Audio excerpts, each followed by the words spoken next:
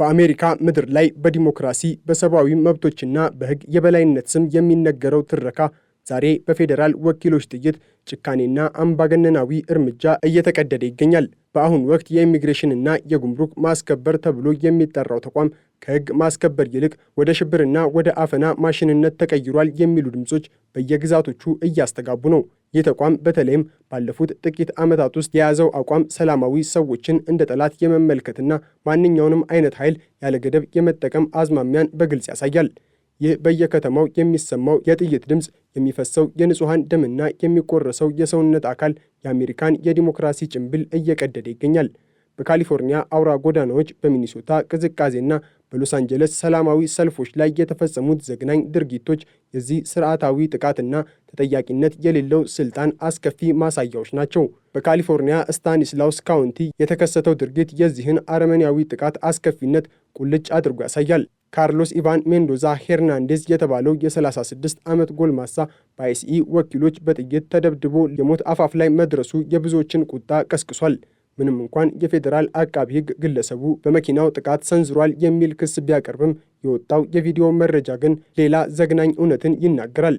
ሜንዶዛ በመኪናው ውስጥ እያለ ምንም አይነት ድምፅ በሌለው ቪዲዮ ላይ እንደሚታየው ወኪሎቹ መሳሪያቸውን ደግነውበት ነበር። ጠበቃው ፓትሪክ ኮላሲንኪ እንደሚለው ሜንዶዛ የሸሸው ከጥይት ናዳ ለማምለጥ እንጂ ማንንም ለመግደል አልነበርም። በጥይት መንጋጋው የተመታው ይህ አባት 3 ከባድ ቀዶ ጥገናዎችን ቢያደርግም ዛሬም ድረስ በስቃይ ውስጥ ይገኛል።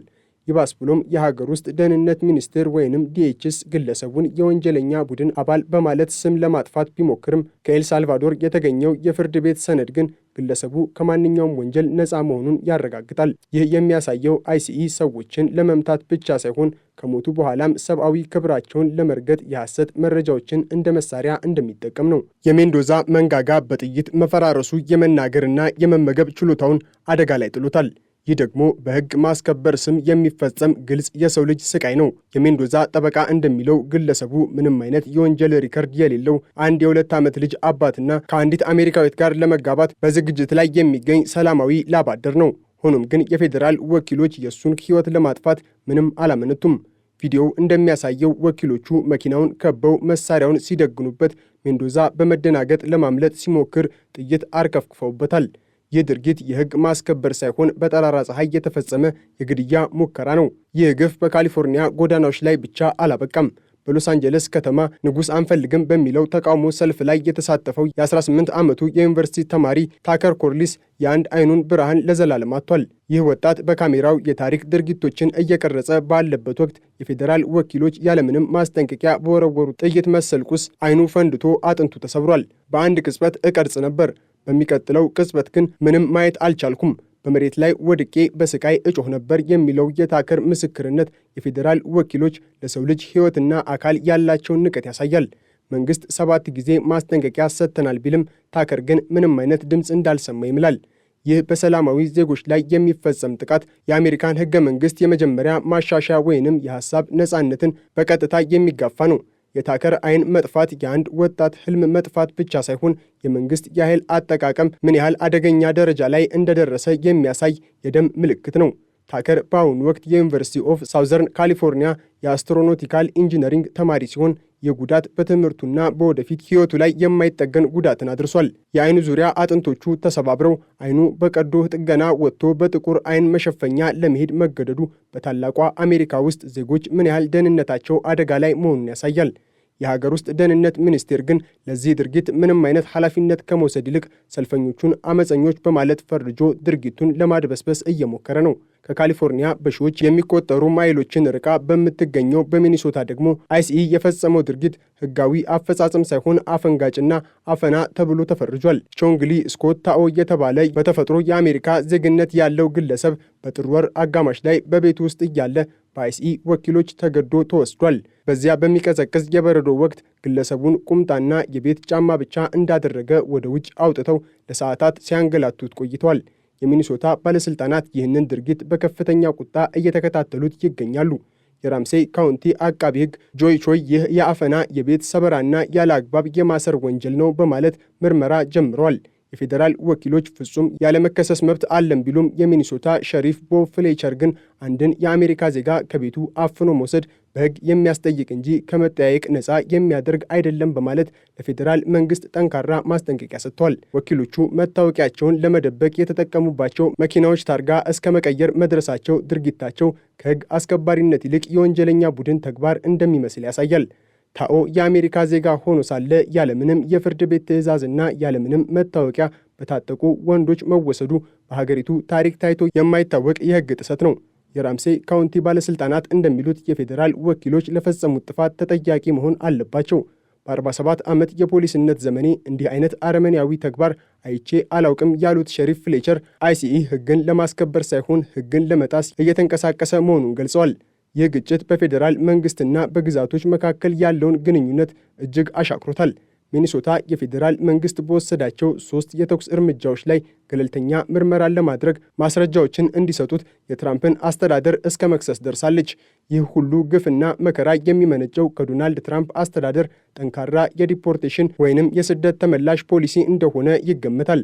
አይሲኢ በአሁኑ ወቅት እንደ አንድ የህግ ተቋም ሳይሆን እንደ ፖለቲካዊ መሳሪያ እያገለገለ ይገኛል።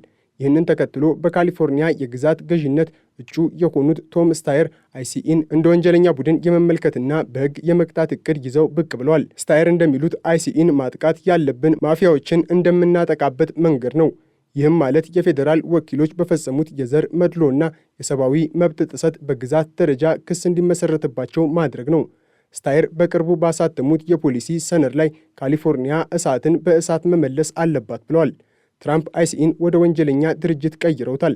ስለዚህ እኛም እንደዛው ልንመለከታቸው ይገባል።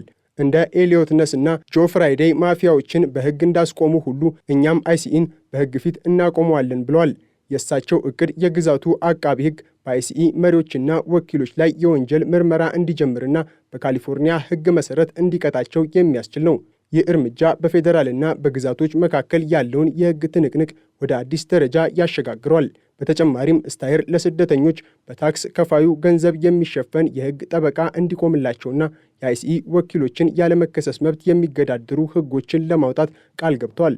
በአሁኑ ወቅት በመላው አሜሪካ የሚገኙ የሕግ ባለሙያዎችና የሰብአዊ መብት ተሟጋቾች የአይሲኢ ተጠያቂነት ሕግ እንዲረቅ ግፊት እያደረጉ ነው። እስካሁን ድረስ የፌዴራል ወኪሎች በሥራ አጋጣሚ ለሚፈጠሩ ጉዳቶች አይከሰሱም የሚለው የሕግ ከለላ ንጹሐንን ለመጨፍጨፍ እንደ ፈቃድ እያገለገለ ይገኛል።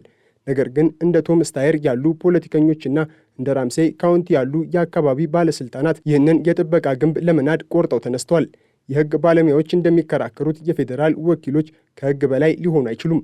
በቅርቡ የተገደሉት እንደ ሩበን ሬ ማርቲኔዝ፣ ሬኒ ጉድ እና አሌክሲስ ፕሪቲ ያሉ ንጹሐን ዜጎች ጉዳይ ሕዝባዊ ቁጣውን ወደ ከፍተኛ ደረጃ አድርሶታል።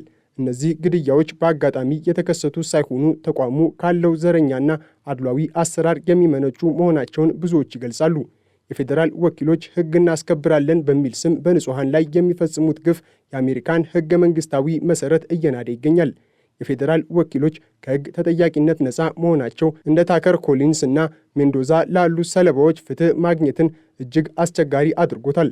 አይሲኢ በበኩሉ በወኪሎቻችን ላይ የሚፈጸመው ጥቃት በ1300% ጨምሯል በማለት ራሱን ለመከላከል ቢሞክርም በቪዲዮ የተደገፉት ማስረጃዎች ግን ተቋሙ ራሱ አጥቂ መሆኑን ያረጋግጣሉ። የታከር ኮሊንስ ዓይን መጥፋት፣ የሜንዶዛ የመንጋጋ መሰበርና የታኦ የአፈና ሰለባ መሆን የተቋሙን ሰብአዊነት የጎደለው አሰራር ለዓለም ይፋ እያደረጉት ነው። ይህ ተቋም እንዳሁኑ በጭካኔው ከቀጠለ የአሜሪካ የዲሞክራሲ ታሪክ በጥቁር መዝገብ ተጽፎ እንዲቀር ያደርገዋል። የፌዴራል ስልጣን ያለ ቁጥጥር ሲተው መጨረሻው ሁሉንም ዜጋ ሰለባ የሚያደርግ አምባገነንነት መሆኑን ታሪክ ያስተማረ ቢሆንም የአይሲኢ ወኪሎች ግን ዛሬም በየጎዳናው ደም ማፍሰሳቸውን ቀጥለዋል። በየቀኑ የሚፈጸሙት የሰብአዊ መብት ጥሰቶች በስደተኞች ላይ ብቻ ሳይሆን በአሜሪካ ዜጎችም ላይ ጭምር እየተስፋፉ መጥተዋል። ይህ የሚያሳየው ጥቃቱ ዘርንና ዜግነትን የማይለይ ስርዓታዊ ጭካኔ መሆኑን ነው። ወኪሎች በቤታቸው ውስጥ በሰላም ተኝተው ያሉ ሰዎችን አፍኖ በመውሰድ ሰላማዊ ሰልፈኞችን ዓይን ማጥፋትና በመኪና ውስጥ ያሉ ሰዎችን በጥይት መደብደብ የዕለት ተዕለት ተግባራቸው ሆኗል። ለወደፊቱ የሚጠበቀው ትልቅ የሕግ ትግል የፌዴራል ወኪሎችን ያለመከሰስ መብት የሚገታ አዲስ ሕግ ማውጣት ነው። ካሊፎርኒያና ሚኒሶታ የጀመሩት የሕግ ጦርነት ሌሎች ግዛቶችም እንዲከተሏቸው በር ከፋች ይሆናል ተብሎ ይታመናል። በተለይም በሚቀጥሉት ምርጫዎች የሚወሰኑት የፖለቲካ አቅጣጫዎች የዚህን የጭካኔ ጉዞ ዕጣ ፈንታ ይወስነዋል። ህዝቡ በአይሲኢ አምባገነንነትና በህግ የበላይነት መካከል እንዲመርጥ ይገደዳል። የሚኒሶታው አቃቢ ህግ ጆን ቾይ እንዳሉት እኛ እውነቱን ለመፈለግ በጽናት እንሰራለን። የፌዴራል ወኪሎች ከህግ በላይ መሆናቸውን አንቀበልም ብለዋል። ይህ የአካባቢ ባለስልጣናት የወሰዱት ጠንካራ አቋም በፌዴራል መንግስት ጥበቃ ስር ሆነው ግፍ ለሚፈጽሙ ወኪሎች ትልቅ ማስጠንቀቂያ ነው። የፍትህ ሚኒስቴር እነዚህን ምርመራዎች ለማደናቀፍ ቢሞክርም የግዛቶቹ ሉዓላዊ መብት ግን ዜጎቻቸውን ከመንግስት ጥቃት የመጠበቅ ግዴታ አለበት። በጥቅሉ በአሜሪካ የኢሚግሬሽን ፖሊሶች እየተፈጸመ ያለው ጥቃት ከግለሰቦች አልፎ የስርዓቱ በሽታ ሆኗል። በሰላማዊ ሰልፈኞች ላይ የሚተኮሰው ጥይት በቤታቸው ውስጥ ያሉ ዜጎችን አፍኖ መውሰድና ንጹሐንን በሐሰት ወንጀል መፈረጅ የፍትህ ተቋማትን ገጽታ እያጠቆረ ይገኛል። ይህንን የጭካኔ አዙሪት ለማቆም የሚደረገው ትግል አሁን ተጀምሯል። ተጠያቂነት የሌለው የኃይል እርምጃ መጨረሻው ውድቀት መሆኑን ታሪክ ያስተማረ ቢሆንም የአይሲኢ ወኪሎች ግን ዛሬም በየጎዳናው ደም ማፍሰሳቸውን ቀጥሏል። የፍትህ ሚዛኑ እስኪስተካከል ድረስ ግን የሜንዶዛ የታከርና የታኦ ታሪኮች እንደ ሕያው ምስክርነት በአሜሪካ የሕግ መዝገብ ላይ ተቀርጸው ይኖራሉ። የአይሲኢ ግፍና ጭካኔ በአሜሪካ ሕዝብ ላይ የፈጠረው ቁጣ ወደፊት ወደ ታላቅ ሕዝባዊ እንቅስቃሴ መለወጡ አይቀሬ ነው። የንጹሐን ደም የፈሰሰባቸው ጎዳናዎች ለፍትህ ይጮኻሉ። የአካል ጉዳት የደረሰባቸው ሰለባዎች ደግሞ የተቋሙን አረመኔነት ለዓለም ይመሰክራሉ። ተጠያቂነትን የሚያሰፍን የፌዴራል ወኪሎችን በሕግ ፊት እኩል የሚያደርግና የዜጎችን ሰብአዊ ክብር የሚያስጠብቅ አዲስ ስርዓት መገንባት የጊዜው አንገብጋቢው ጥያቄ ነው። በካሊፎርኒያ ሆስፒታል ውስጥ በስቃይ የሚገኘው ሜንዶዛና አይኑን ያጣው ታከር ኮሊንስ የአሜሪካ ፍትህ ምን ያህል እንደወረደች ሕያው ማሳያዎች ናቸው። ይህንን ውድቀት ለማስተካከል ደግሞ ከፖለቲከኞች ቃል ባለፈ ጠንካራ የሕግ ተቋማትና የሕዝብ ንቃት የግድ ይላል። በአይሲኢ ላይ የተከፈተው የክስና የምርመራ ሂደት በዚህ ረጅም የፍትህ ጉዞ የመጀመሪያው እርምጃ ነው።